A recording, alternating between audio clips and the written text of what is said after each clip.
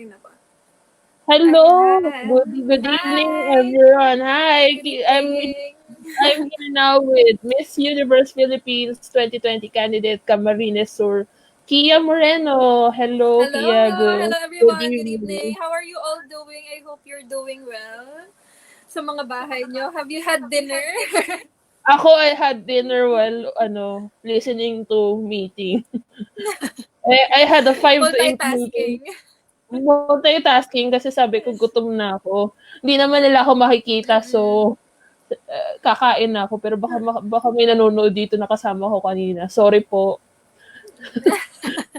Anyway, I have now from Miss Philippines Earth last Sunday, Miss Philippines Earth Mm-mm. candidate. Ngayon we have another candidate from Miss Universe Philippines. Can you tell us Hello. more about can you tell us something about yourself? Of course. Ab- I'm Crystalline Moreno, everyone watching from Pageant Hub. I'm 25 years old and I'm representing Camarines Sur for this year's Miss Universe Philippines.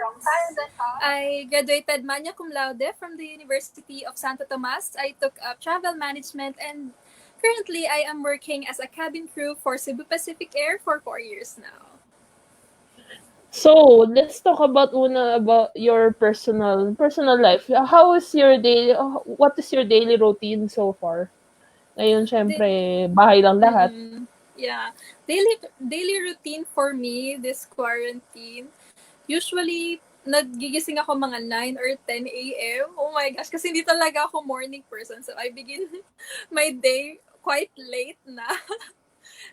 After I wake up, I prepare my meal for the day. Syempre kasi I'm alone lang. Yung meal ko for the whole day na minsan the next day pa. So I prepare that meal. Usually, iniisip ko na siya the night prior, yung meal na gusto kong lutuin for the day.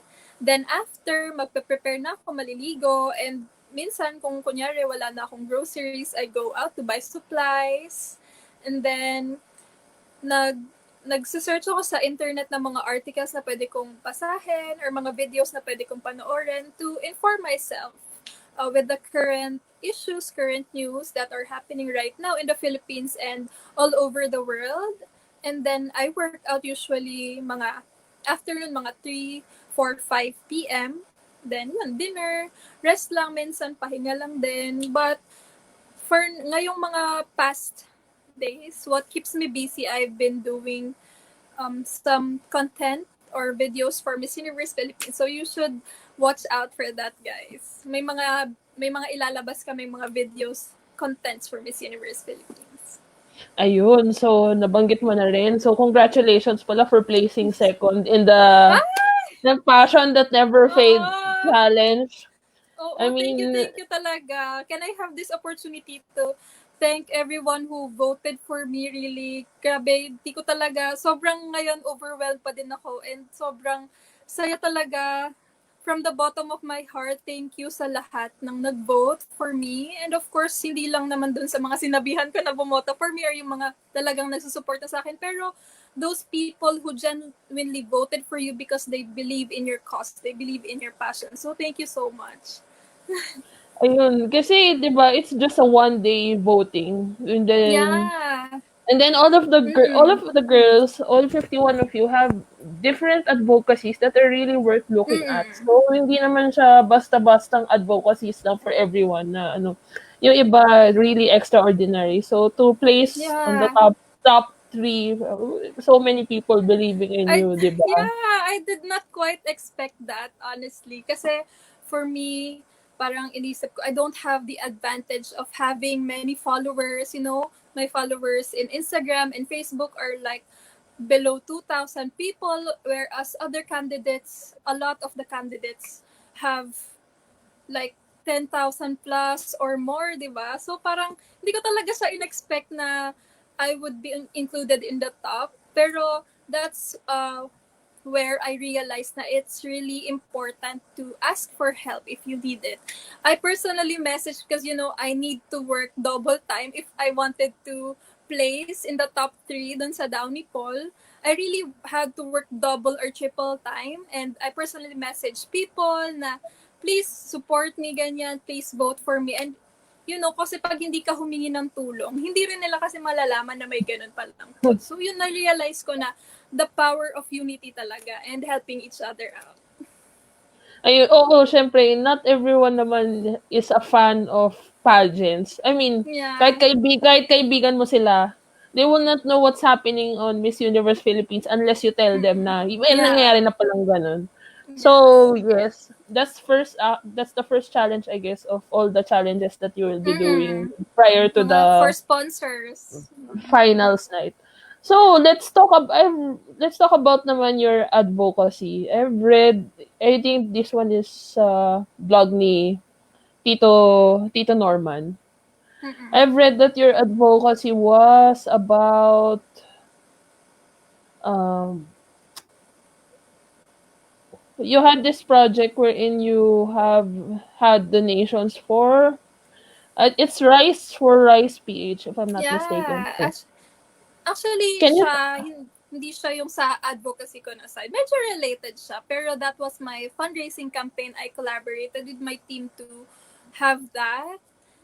Rice for Rice PH is actually created because we aim to allocate rice packs to indigent families na sobrang naapektuhan naman talaga ng quarantine. And yun, I'm so happy for all the donors and those who have volunteered to help us with this cause kasi it has been successful. We have reached a lot of people in a barangay in my province. So yun, I'm very grateful of the outcome. I very grateful for the outcome because it's a success. Pero my personal advocacy that I am championing for this year's Miss Universe Philippines is actually responsible tourism. I would want to educate people or share my knowledge on how people can be responsible travelers as well as locals. Yun. Gusto ko kasing i- iparating sa kanila kung paano magiging isang disciplined and responsible na tao. Hindi lang as a traveler but as a citizen of this country, di ba? Because I think it's very timely and relevant na we impart on ourselves the sense of responsibility and discipline. So yeah, I would want to teach them the ABC of responsibility. Yun talaga yung main focus ng advocacy ko. That's the ABC of responsibility. First is promoting altruism.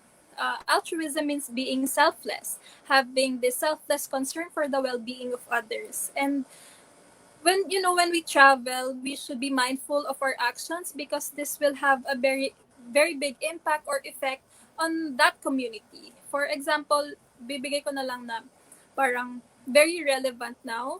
Kunyari, dun sa nangyayari sa atin ngayon, kunyari, I feel like I'm not feeling well, meron akong slight fever or like sore throat, and as part of my responsibility or showing altruism or selfless concern, I would prefer or I would choose to stay at home because I don't know if I am carrying the COVID virus, di ba?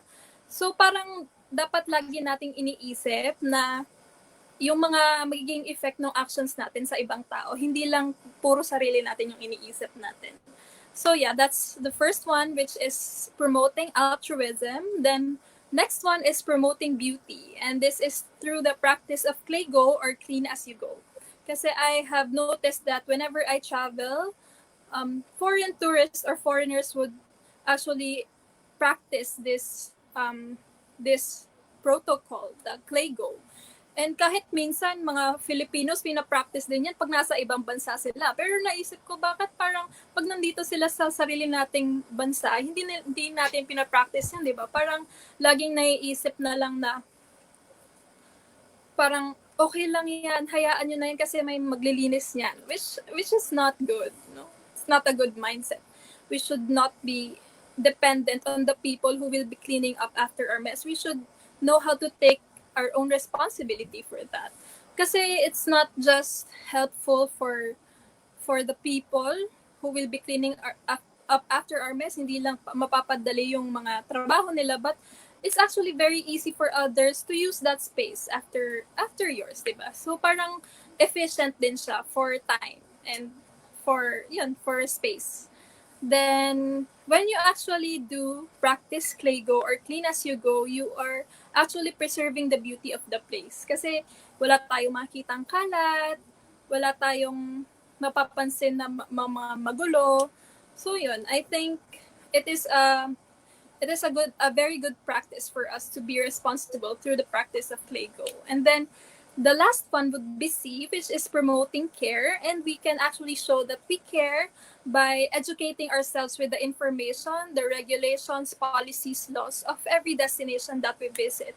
For example, now it's very relevant na alam natin yung mga guidelines, especially sa mga iba-ibang lugar kasi yung iba GCQ, may ECQ, 'di ba? May mga modified pa. So we have to know those laws, those policies kasi ignorance of the law excuses no one. We should know that by heart. We should educate ourselves. We should be aware of that. Because when we do that, we actually see the place in the perspective of a local. So yun, that's the ABC of responsibility that I would want to impart to people because I believe that responsible travelers leaves no tracks but only takes memories with them. Ayun, what a very, very nice advocacy indeed. Related also to you being a flight attendant as well. So parang Yeah. na Doon ko pag talaga siya, yan talaga yung inspiration ko. So, related dyan, yung may question ako, kasi 'di ba with the pandemic halting yung tourism industry in general, how would you convince Mm-mm. Filipino once that everything is open up, although some airports are still closed, by the way, at the moment, they're not yet accepting flights. How would Yeah. you how would you convince people to travel first within the Philippines before going abroad or promote local tourism? Well, after this, I would highly encourage them to travel locally. It doesn't have to be far away from your place. You don't need to like spend a lot of money just to travel. You can explore destinations in your own province, in your own cities. You don't have to go far for you to be able to enjoy and travel. And I think we have to patronize our local products, our own products, kasi that's how we will be able to help our economy. And yun, we should prioritize always our own kasi it's very important that we help each other out through this local tourism and patronizing the local products that we have. We'll take questions na kinoment. So, from Go. Giona Park, Hi, Giona. what is your definition of success? My definition of success is that when you have learned something from that experience, success is not always winning. Success is not always being the best, having that crown or title. But for me, success is when you have learned something in your experience, when you have grown as a person, and you will know that you are successful when you are one step closer to reaching your dream. So, meron pa. This is from your tita, actually. Yung Ma'am Ah, Maria Paula Barreto is, hello. just commented and asked, what do you think is something that every person needs to experience in his lifetime? One thing that every person needs to experience in his lifetime for them to be able to learn is failure and rejection.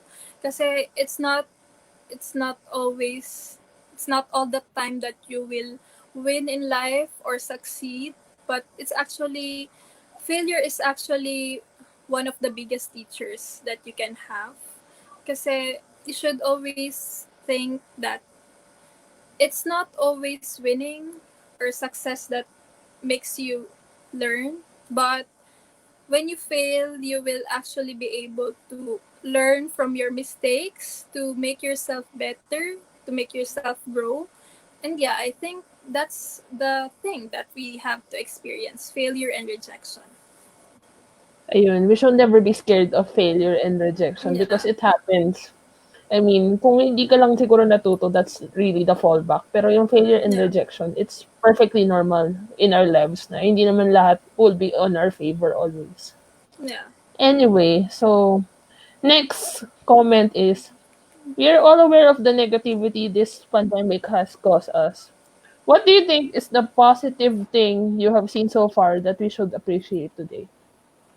One positive thing that I have really seen that came out in this pandemic is the power of bayanihan. Yun talaga yung sobrang nakita ko na talagang tinetreasure natin as Filipinos. Kasi hindi natin hinahayaan na pabagsakin tayo ng isa lang na pandemic, but we are actually helping each other out rise through this. Nakita ko kung paano natin tinutulungan yung ibang tao in our own little ways. And kahit for myself, parang I am always thinking na how can I help? How can I be able to serve other people in my little ways. And that's how I came up with my fundraising campaign. Kasi even if I am confined in the four walls of my home, I wanted to be able to share something in my community. And that's something that I'm very proud of as Filipinos, our spirit of bayanihan. Okay, so next one is, what do you think people have learned? I mean, what do you think people have learned mostly in this pandemic?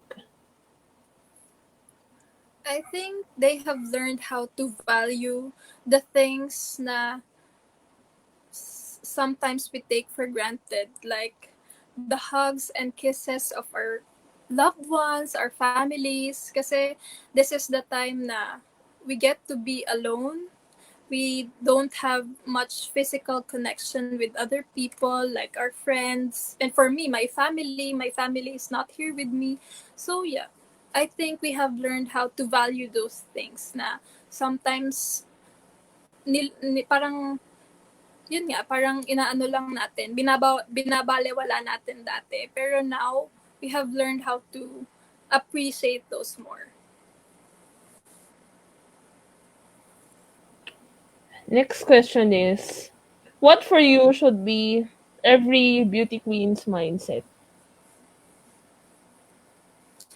I think every queen's mindset should be that it doesn't matter if you have the crown or not, as long as you're able to help people and inspire people, then you should keep your head up high.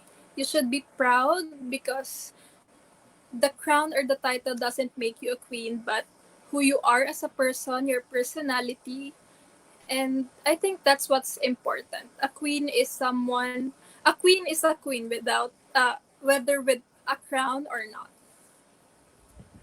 Ayun. So, meron akong i-insert na sort of, ano pa rin to, Q&A pa rin. Pero I will ask Okay. you questions na tinanong sa mga dating beauty queens. Ah, I'll try to get your answers if this was asked to you. Oh, ready ka na? go. Ano muna, wala namang nagko-comment ng Q&A nila eh. Let's start first with this one, which was asking Miss World 2000, if I'm not mistaken, Priyanka Chopra. If Oh. ignorance is bliss, then why do you seek knowledge? If ignorance is bliss, well, we seek knowledge because it is something that empowers us. We don't have to feel like we don't know anything. It actually empowers us when we are knowledgeable about things, when we have something to say about things, when we have our own opinions. And ignorance is not a good excuse not to have the knowledge about about the world and about what's happening around us. Uh, Pak na pak ang sagot. So, ito naman, try natin to. This was asked naman kay Miss Universe 2012 first runner-up Janine Togonon. If As an international ambassador, do you think that speaking English should be prerequisite to being Miss Universe? Let's just say nandun ka na sa international stage, for example. Why or why not? I think English is important, but it is not everything. The language you speak or the language you use when you say what you want to say is not very important, because I have seen a lot of queens or past queens that actually answer their Q&A in their own language, in their native language. And I think what's important is the message, the power of your message, and actually, and how it inspires people, and how it creates and affects change. And yeah, language is not important, but the message is. My next one is, ito naman yung kay Miss Universe 1994, Sushmita Sen. What do you think is the essence of being a woman? The essence of a woman for me is giving life, and not necessarily in bearing a child. It is giving life into what she does, whether it be her career, or whether it may be a mother or a wife in the family. It is giving her heart and giving her all into what she does as a person and as a woman. Eto, last na lang before I go back to the taking questions from our viewers. If you Go. were to answer, if you were to answer the final round question of Miss Universe 2018 Catriona Gray, and the question goes this: what is the most important lesson you've learned in your life, and how would you apply it to your time should you be Miss Universe Philippines? Modify ko lang ng konti. Ah, you like had another question. For Um, me, yeah, kasi ano pa, medyo ano pa yan. yeah. For me, the biggest lesson that I have learned is that we have to be grateful in everything that happens in our life. Me, I don't have a problem saying thank you to may it be a CEO or a humble security guard. We should be thankful to opportunities or failures. We have to be thankful to the people who doubt us and who support us, because everything that happens in our life is there for a purpose and is contributing to what we are as a person. And I believe that a grateful heart is a heart that gives back. Ay, ready sa mga sagutan talaga. I mean, so far, so good. Now, bago tayo bumalik sa mga, medyo marami-rami na yung mga nag-comment ng kanilang questions. Let's go back naman to your Miss Universe Philippines journey. Since, natigil yung pageant na proper, yung usual Yeah. na magkakasama kayo, Mm-mm. sana. Mm-mm. How have you maintained your friendship with your fellow delegates?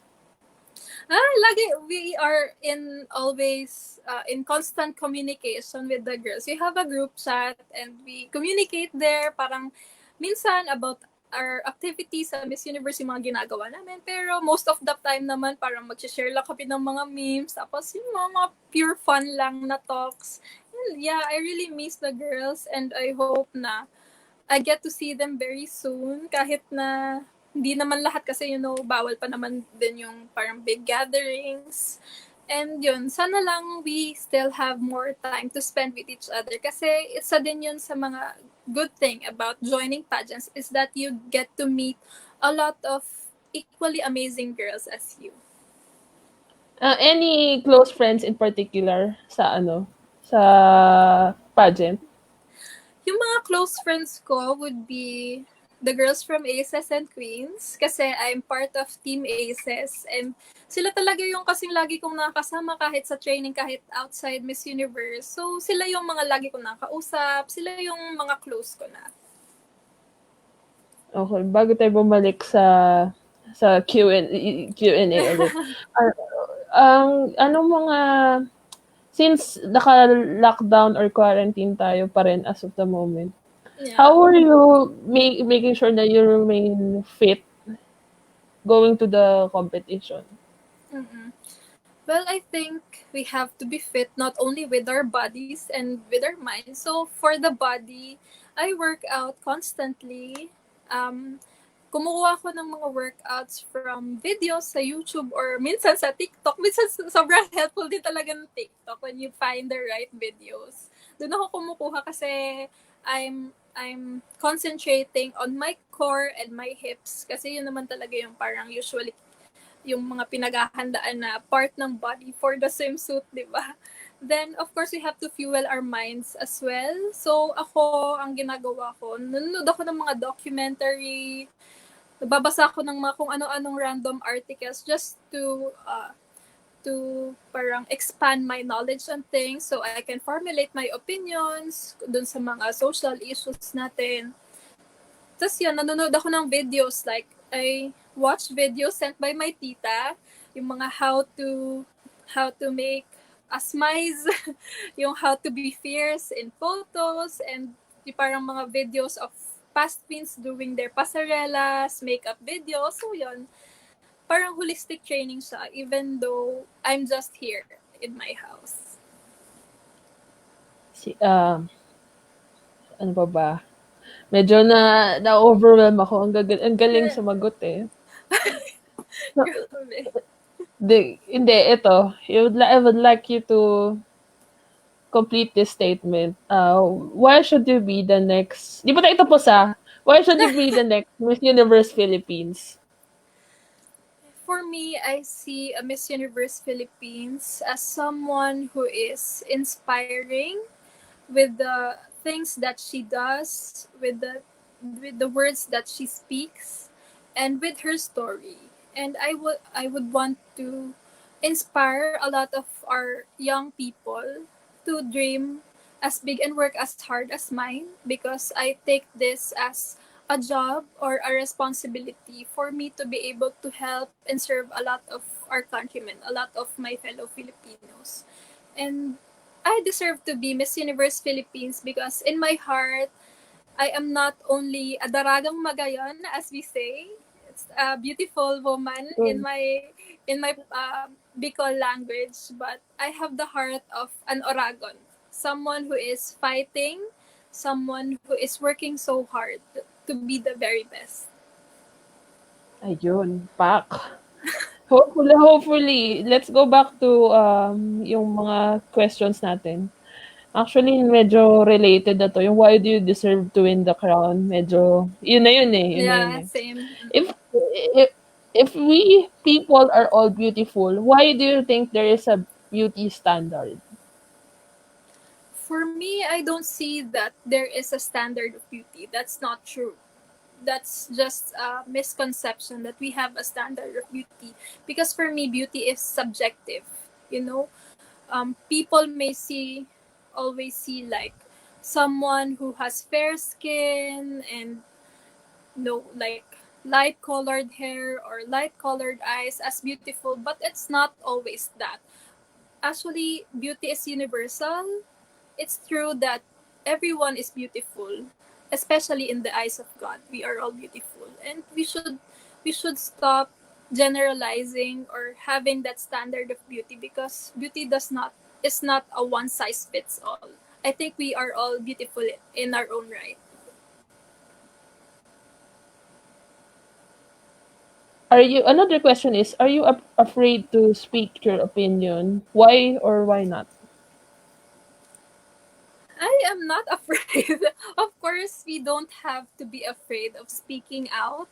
That is actually one of the things that I am fighting for and I want to impart to people, especially the young ones right now, because we have to voice out what we think is right and what we think is true. We have to voice out our opinions, we have to speak out because that is how we will correct the wrongdoings in our society. Somehow related dun sa tanong nila. 'di ba, with Miss Universe being going online, full online until I think the pageant night. How has social media changed the complex of how you guys do Miss Universe Philippines now? For now, we are transitioning to an even like virtual setting kasi parang important naman na before yung mag-e-engage ka sa social media and through online activities. Pero now it has been more relevant kasi hindi naman tayo basta-basta parang makapag-activities outside. So, lahat ng ginagawa namin purely online and virtual na talaga. And for me, my transition, ako kasi personally, I'm not a techie person. If I have the choice, the personal choice, I would want to have a break from social media from time to time. Pero of course, being a candidate right now for Miss Universe Philippines, I have this responsibility to, of course, be more visual, or para mas makita ko ng mga tao, and to interact more with people through social media and through online, through like virtual setting. So yun, parang I am also adjusting kasi nga yun nga, as I've said, uh, I'm not a person who's fond of the internet that much, pero I'm gradually improving naman. I am making sure that I'm more seen in social media. Actually, yung hindi kasi lahat ano, not really about mateki, but hindi sila lahat nagfo-flock nagse-steady sa internet. Parang yun yata yung Oo. medyo mas clear Mm. description nun. So, people, kayong mga girls now, parang you have to go to being seen virtually to trying Yeah. to balance your life na away from Yes. social media then Oo. as well. So, moving forward, do you believe in luck daw? From Tofi Montes Lopez. Do you believe in luck and why? Yes, I really do believe that there's such thing in the world as luck. Kasi sometimes parang meron talagang mga, what they say, it's really true. Everything happens for a reason. Sometimes it's really not your time, it's really not your day. Minsan may mga araw, 'di ba? Or sabihin na natin kunyari sa pageant. Sometimes parang minsan meron talagang isang taong nakatadhana na para dun sa crown na yon. Kahit ano pang sabihin natin na minsan parang lahat na nasa iyo, parang feeling na nila ikaw yung mananalo, pero you get the hard question that you're not able to answer, di ba? I think that is luck actually saying, and making itself visible or present. I do believe in luck kasi there are just things in this universe that we cannot explain, like destiny and luck. Parang you can agree, based on your answer, you can agree with me na all 51 of you, I mean, all of you are equally beautiful, intelligent, but Yes. there's only one girl destined to be Miss Universe Yes. Philippines, and the 50 other will go back to their lives, but still with the platform that is there na Yeah. mas na-reach siya mas maraming tao, actually. Tama ba? Yes. Oo naman. Talagang, Ayun. kung time mo talaga eh. So, kung yun nga, naniniwala din, I mean, applicable yan sa other aspects of life natin, na kung time mo talaga, Mm. kung para sa'yo, para sa'yo. Yes. Okay, next question. What advice would you give to a young depressed girl who would like to take her life away? My advice would be, I know how it feels. I know how hard it must be for you to think that you have to take your own life because it's not bearable. I've been in that position where I feel like giving up as well. But I would say to that girl or to that someone who is depressed to seek help. Do not be afraid to seek help because there's a lot of people who are willing to listen to you and to help you. And don't give up on life because what you're experiencing right now will not go on forever. It will also pass, and that will not define your whole life. That one bad situation will not define your whole life. And I hope that you will have you will have a strong heart and a strong mind to be able to go through that experience. So yeah, just seek help and just just be strong and have courage and have faith. Ayun, follow-up question lang. On the days that you feel na medyo down ka, what keeps you positive right away? I mean, of course, I don't see you as someone who sulk too long on something. So feeling ko, you're that kind of person who will sulk at the moment, but later on will rise up. So how would you get your positivity back? For me, ang ginagawa pag personal lang, I listen to music that suits me and uplifts me. Yung parang, meron kasi mga music, di ba, na parang, feel mo na sobrang alive ka. So, I listen to those kinds of music. And I really surround myself with people who support me and believe in me and is always there for me, who is genuinely there for me. If ever I am feeling down or I am feeling a bit helpless, I talk to those people kasi I trust them with my life and I know that they love me so much. If you could change one thing about the world, what would it be? That's tough. If I could change one thing about the world, I would change how people I would remove hate from the hearts of people because I think that hate is the cause of all evil in this world. And I would want to change that. I would want to change their perception, their mindset, because I think what's in our minds eventually turns into actions, turns into words. And if we just have goodness and kindness in our hearts, then I think the world would be a much better place to live in, full of positivity and love. Wala na, koronahan na 'to. Puwede po puwede nang isabak sa finale Q&A. Ha How would responsible tourism be relevant in this current global difficulties? It's not For me, responsible tourism is not just encompassing tourism. It is actually us having that responsibility wherever we go, you know. Because I think na it's very important na we have that sense of responsibility in ourselves. Kasi kahit saan ka man, madadala mo yung mga ginagawa mo. And if you're responsible enough, if you're disciplined enough, then I think this nation will have a more organized society.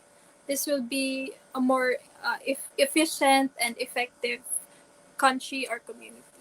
So yun, I think it's very relevant that we have to be responsible right now kasi hindi lang siya hindi lang siya parang pang isang hindi lang siya applicable like sa isang time, but it will be applicable in the coming years, in the next decade or centuries. Responsibility is always there. Eto, isa simple question lang, crown daw or love life? Crown? For now, crown. Syempre, focus tayo dun sa mga bagay na ginagawa natin ngayon. Ano ba? Si Kia ba ay single? Single o taken o Wala akong in a relationship boyfriend. with Miss Universe? Oo, okay. So, yun, boys. Wala siyang boyfriend. So, corona muna daw kasi 1 year lang naman ang pagiging Miss Universe. So, pwedeng, yung love life, pwede na yun after. What do you think is your, what do you think is your greatest achievement in life? For me, my greatest achievement would be graduating magna cum laude from UST and in my degree. Because I think that's how I have shown that I really value the gift of education given to me by my parents. Yun talaga yung pinaka tinatreasure ko na gift sa kanila because I think education is very important and I have I have learned a lot through those years, through my college years and all of my years in school. And doon talaga na-form yung pagkatao ko, my personality, and the things that I know about the world. So, yun, I consider graduating as magna cum laude as one of my biggest achievements in life. Ready ka? I would, siguro as part of a few more things that I would like to ask you is, let's talk about some issues na hindi tayo, we're not going to dive into politics ha. Some common issues lang na iniiwasan ko yung politics kasi I don't want, Mm, kasi the yeah. problem with some people recently is I shared some views sa page ko about beauty queens sharing their views on politics. Parang pati page ko na bash. So Ah, parang iniiwasan ko it's yung controversial. Pag Iniiwasan ko politics. tuloy na mag-share ng or anything politics related na may kinalaman sa mga beauty queens. But I'd Mm, like to ask for your reactions about several key issues. Like for example, yung proposal ng Department of Education to open classes although online basis ngayong ngayong 2020 yeah. one. I don't think that we are ready for that kind of virtual education, that kind of educational system. Kasi not everyone has the privilege to have internet or um, devices that they can use, such as phones or laptops. And yun, it's not, they don't need to hurry opening classes because a lot of students will be affected because they don't have that, what do you call that those means for them to have the online kind of or the virtual kind of education. But I think what's important for now is to prioritize the health and safety of our students because the numbers of our COVID-19 positive are still increasing, and it's very risky and if we open up again the schools.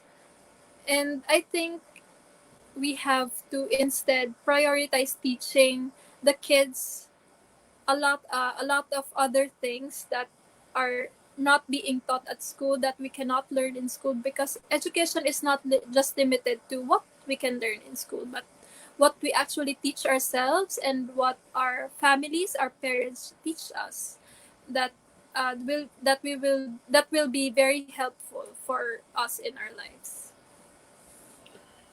Did My next social issue is yung mga recent issues regarding yung how girls dress, especially yung mga sexy na babae, that it appeals to, yun nga, yung Mm. rapists. How would you react to those people saying na dapat hindi ganun manamit yung mga babae?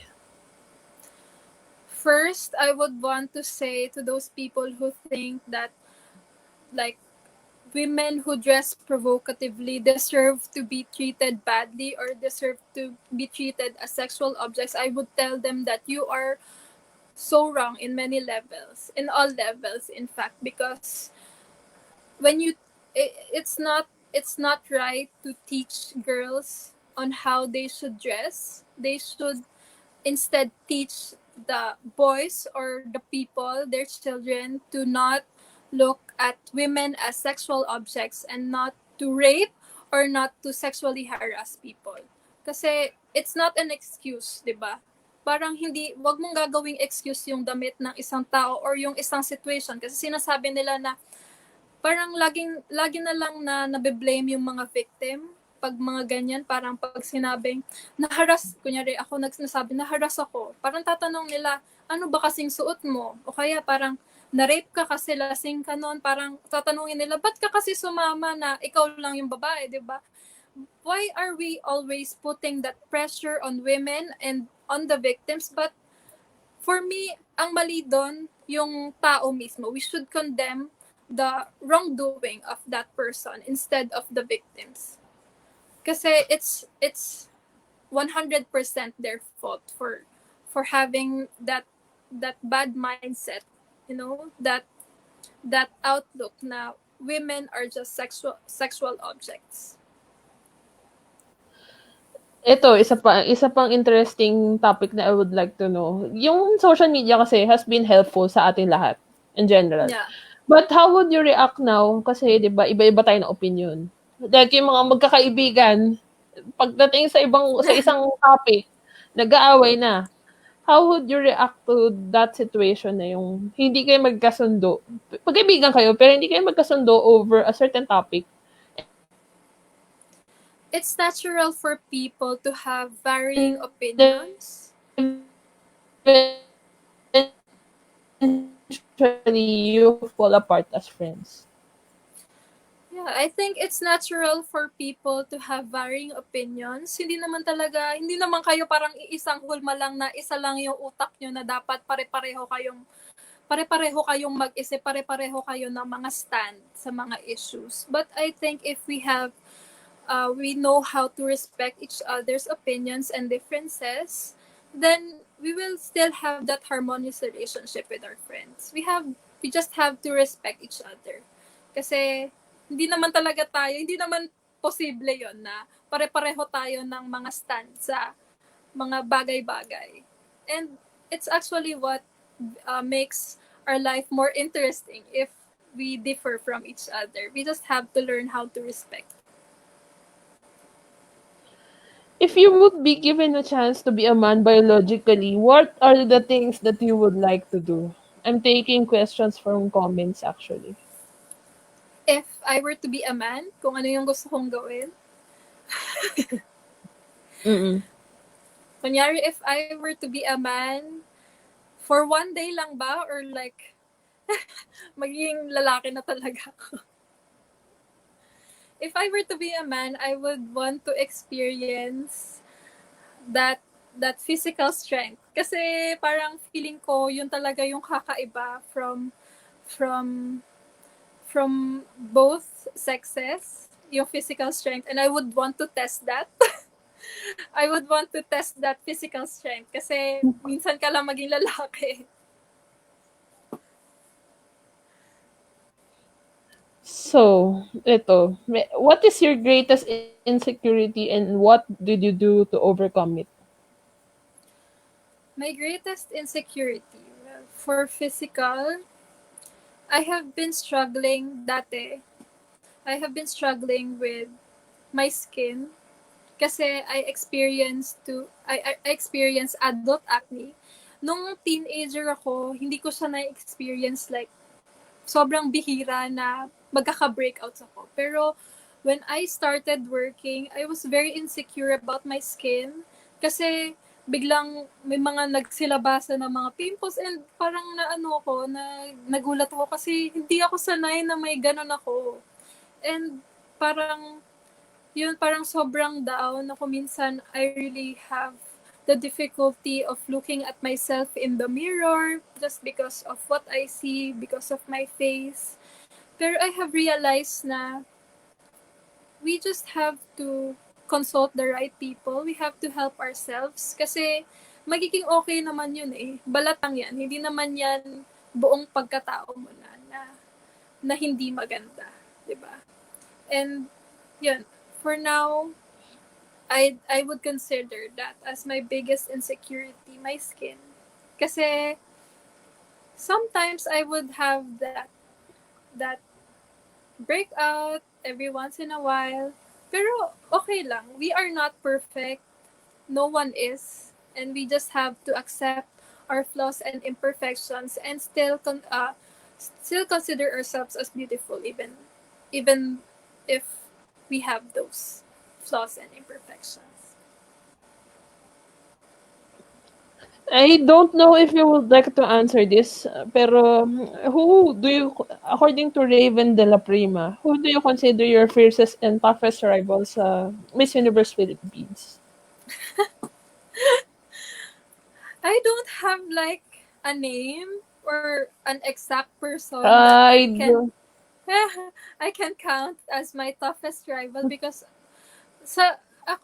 honestly, hirap din talaga ako na parang I can't really see na parang meron talagang parang sobrang strong na competitor or parang siya na to talaga because it's for me it's everyone's game. I see all of the girls as equally competitive and beautiful and strong and intelligent in their own way. So it's very tough to name someone as the toughest competitor that I have.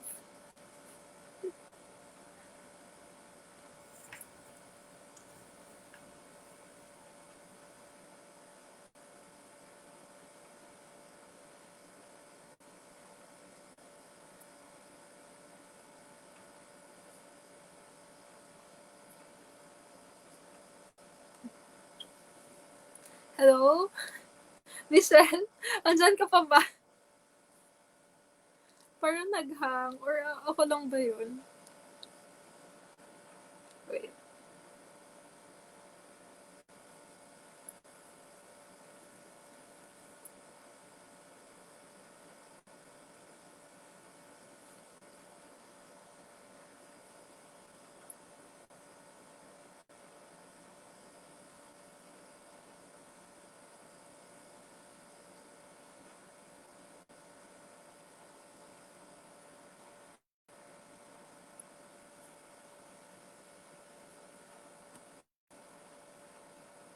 Wala ako.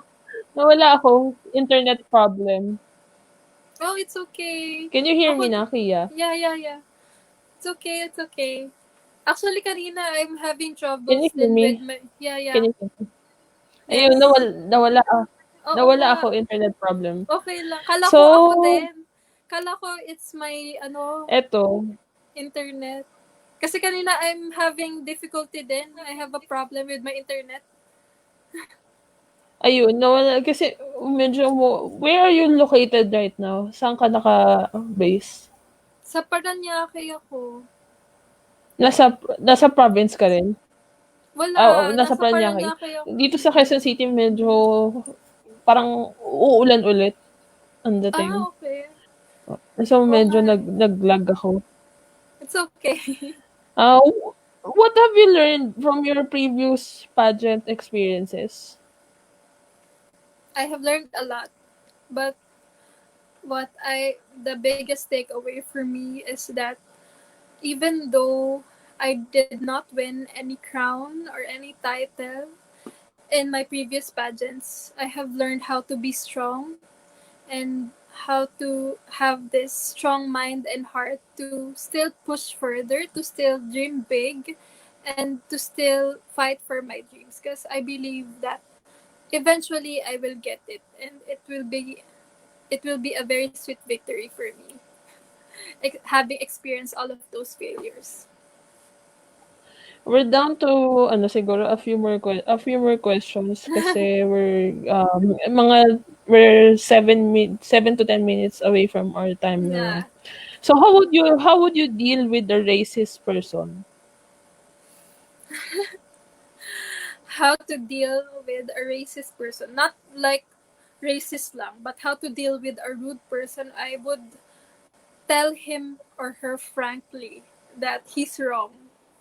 Kasi they should be able to realize that what they're thinking is not good. It's not good to be judge judgmental of people because of their race or their religion or their social status, because at the end of the day we are all the same. We are all humans living in the same earth, and we have to respect each other, and we have to be positive. Instead of sharing negativity, share positivity instead, because it's not good to always be it's not always good to hate. But I would tell that racist person to just learn how to love, because it will make their lives better. Learn to love and respect. Yun. Yun. Learn to love and respect. What skills as a flight attendant you think you can apply should you win the crown? Grace under pressure. Yun talaga yung natutunan ko sa work. Kasi kami, we're very pressured sa work namin, especially when we are dealing with people. And I think it will be very beneficial for me once I win the crown, because you will be able to meet a lot of people, and not all of those people will be kind and supporting to you. And dun sa mga mangyayari sa'yo, of course, there's always pressure, but how you handle it gracefully will be a very big help. Lastly, what makes you very proud of Camsor? I'm very proud of our faith, because yun talaga yung sobrang makikita mo sa mga tao from Camsur. Sobra naming binavalue yung faith namin, especially sa aming patrona.